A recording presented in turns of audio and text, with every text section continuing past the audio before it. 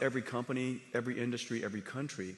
In that way, it's foundational, and therefore it's part of infrastructure. What is new about AI from a computer science perspective is that the way computing was done in the past was largely retrieval-based computing. Somebody typed in a story, or somebody created a piece of art, or came up with 4 versions of a digital ad, or it's all pre-built by somebody, which is then using a system to retrieve the appropriate version for you. It's a retrieval-based computing model. Hadoop and many of the frameworks and operating systems of the past, all designed to retrieve the appropriate information for you. But today, software is going to be generated in real time. It's generative. Based on the context, based on the circumstance, based on who you are, based on the problem you asked, based on your prompt, it will generate unique content for you. Every single time, for everybody, it's unique. When you use Grok, every time you use it is different. Just based on the right, based on the prompt that you give it, and based on the circumstance, and so therefore, it used to be retrieval based. Today, it's generative, and if it's generative, then and every time is different, then you need AI factories all over the world to generate the content in real time, which is the reason why you need AI factories. And this is a unique way of doing computation, but the benefit, of course, is that everything isn't preconceived and pre-documented, and it's contextually sensible and therefore intelligent. So AI factories and robotics, and we heard it yesterday from His Royal Highness, his vision, how to augment our workforce with roughly tens of millions of robotics to be able to infuse the next wave of productivity and progress. But this scares a lot of folks here when it comes to the future of jobs. So let's hear about your thoughts, Elon and Jensen, on that. Sure. Well, if you say, like, in the long term, where will things end up? Long term, I don't know what long term is. Maybe it's 10, 20 years, something like that. For me, that's long term. My prediction is that work will be optional. Optional? Optional. So... We'll take that. Yeah. I mean, it'll be like playing sports or a video game or something like that. If you want to work, you know, in the same way, like you can go to the store and just buy some vegetables, or you could grow vegetables in your backyard. It's much harder to grow vegetables in your backyard, but some people still do it because they like growing vegetables. That will be what work is like, optional. Now, between now and then, there's actually a lot of work to get to that point. And I always recommend people read Ian Banks' culture books to get a sense for what a probable positive AI future is like. And interestingly, in those books, money is no longer, doesn't exist. It's kind of interesting. And my guess is, if you go out long enough, assuming there's a continued improvement in AI and robotics, which seems likely, the money will stop being relevant at some point in the future. Now, there will still be constraints on power, like electricity and mass. The fundamental physics elements will still be constraints. But I think at some point, currency becomes irrelevant. Jensen, any thoughts? By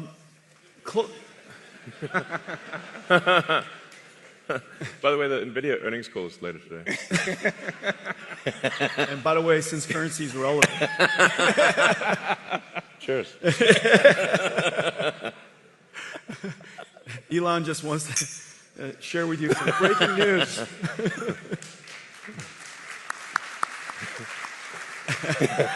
The two of us would like to share some breaking news.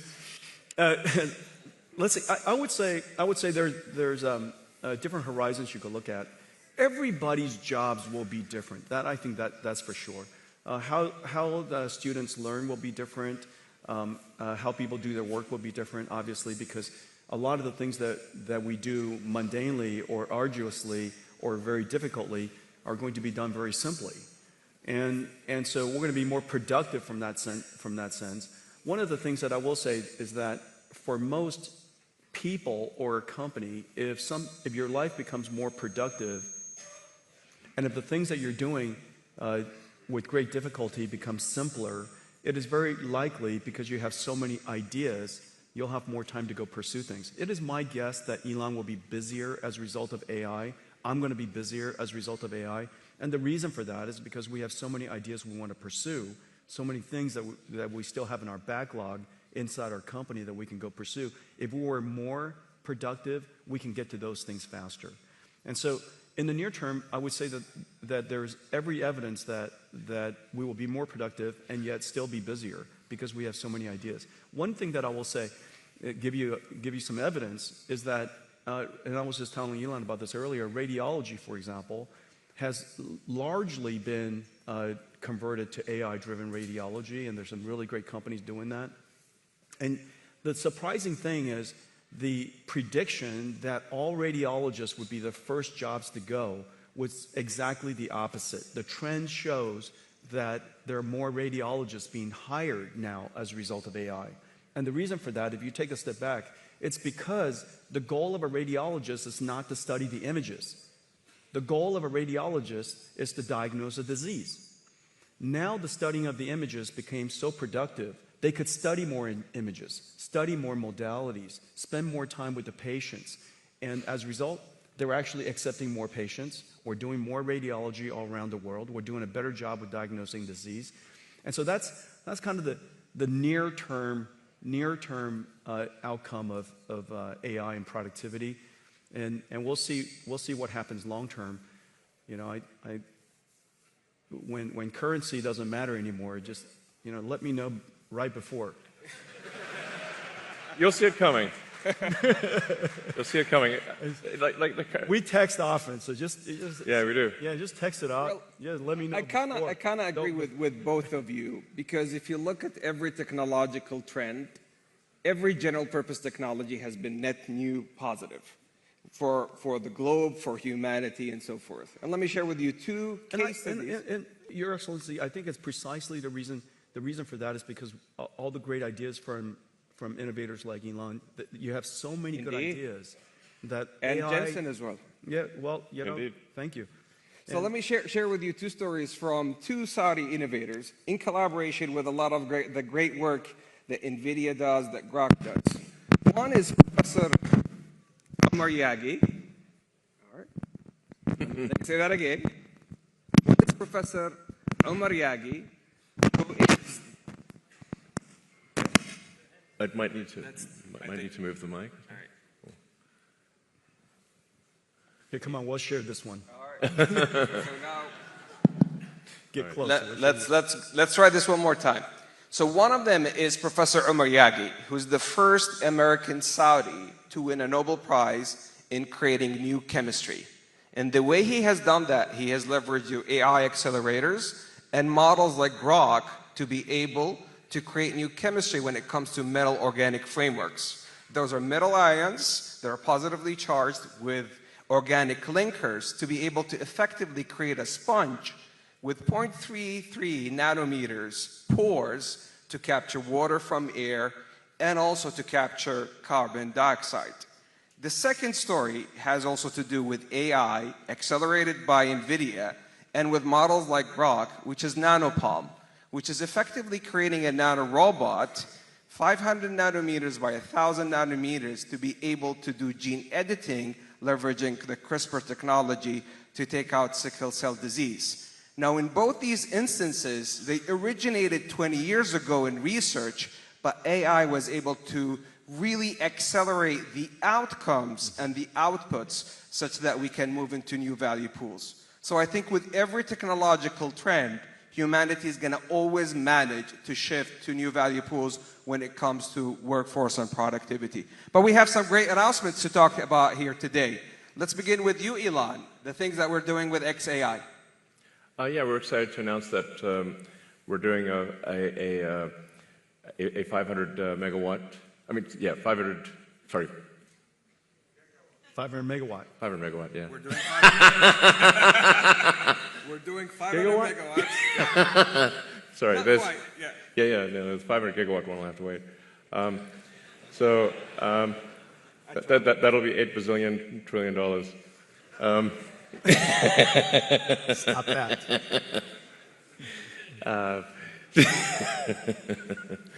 So yeah, we're doing a XAI and the Kingdom of Saudi Arabia are doing a Humane, 500 megawatts, starting with 50 megawatts phase one, and we're doing it with NVIDIA. Yes. Congratulations to the Humane team, to Targ and team, such a fantastic job.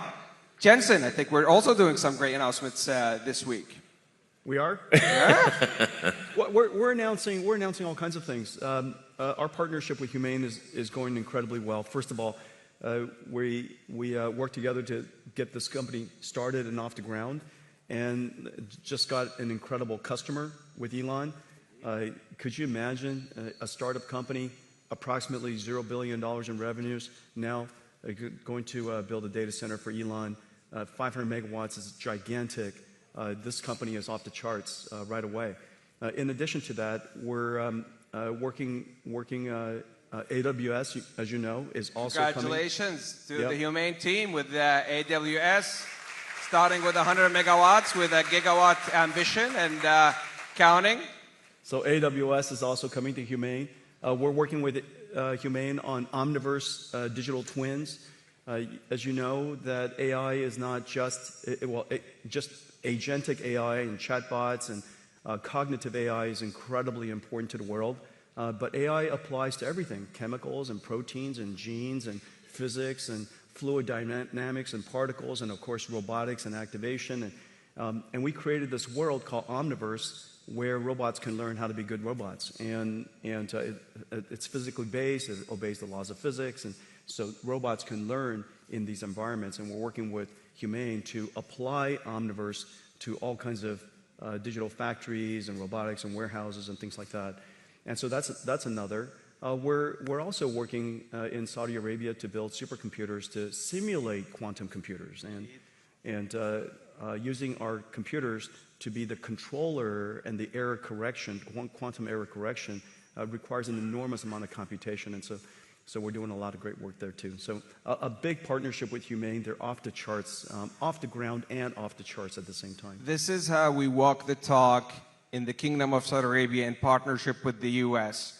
Yesterday, the President and His Royal Highness announced the AI Strategic Framework and Partnership. Today, we're going big with Elon and Jensen. So thank you for those opportunities.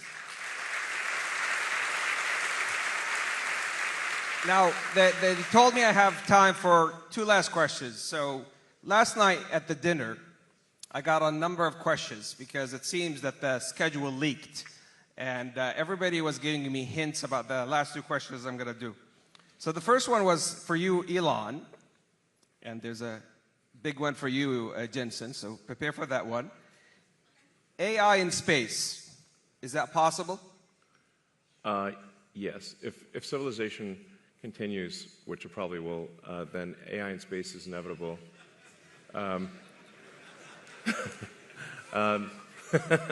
You know, I always have to preface that, you know. We shouldn't take civilization for granted. We need to make sure to take care to ensure that civilization has an upward arc. I mean, any student of history knows that civilization does not always have an upward arc, and in fact, civilizations have life cycles. So hopefully we are in a strong upward arc. I think we are for now, but we don't want to take that for granted or be complacent. But the way to think of AI in space is that in order to achieve any meaningful percentage of a Kardashev 2 scale civilization, where you're using even a millionth of the sun's energy, you must have solar-powered AI satellites in deep space. So that once you realize, once you think in terms of a Kardashev 2 scale civilization, which is what percentage of the sun's energy are you turning into useful work, then it becomes obvious that space is overwhelmingly what matters. Overwhelmingly. The sun only receives roughly 1/2 billionth of, the Earth only receives roughly 1/2 billionth of the sun's energy. So if you want to have something that is, say, 1 million times more energy than Earth could possibly produce, you must go into space. So this is where it's kind of handy to have a space company, I guess. Sell the book. Easier to cool chips in space, too.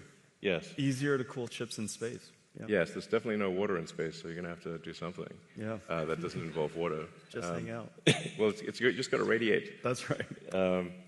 So my estimate is that actually that the cost of electricity, like the cost effectiveness of AI in space will be overwhelmingly better than AI on the ground. So long before you exhaust potential energy sources on Earth, long before, meaning like I think even perhaps in the 4 or 5 year time frame, the lowest cost way to do AI compute will be with solar-powered AI satellites.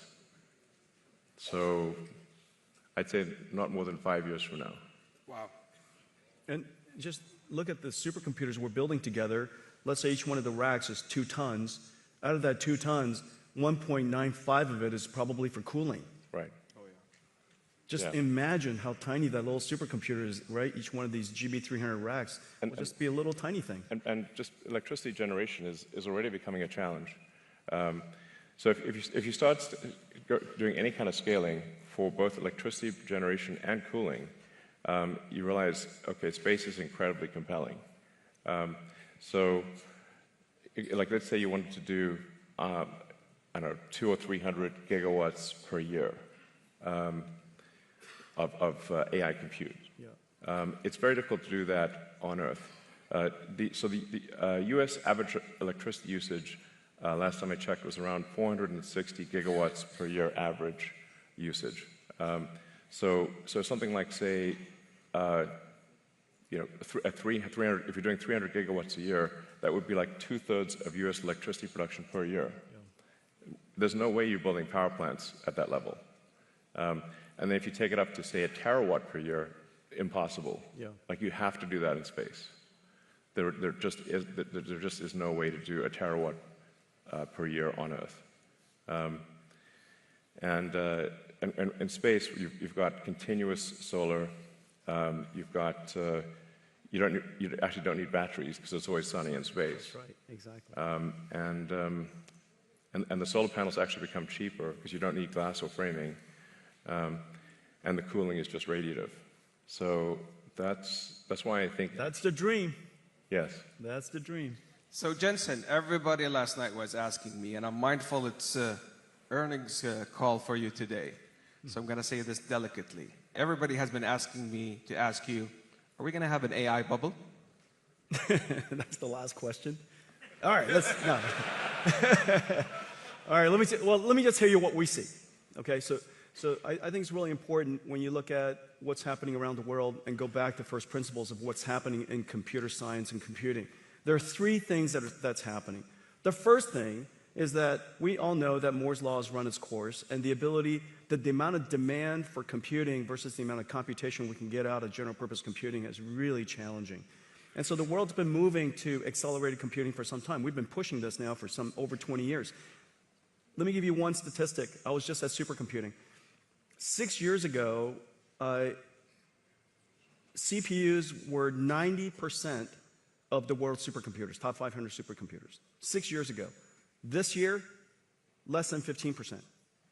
Went from 90% to 10%, and meanwhile, accelerated computing went from the other way, 10% to now 90%.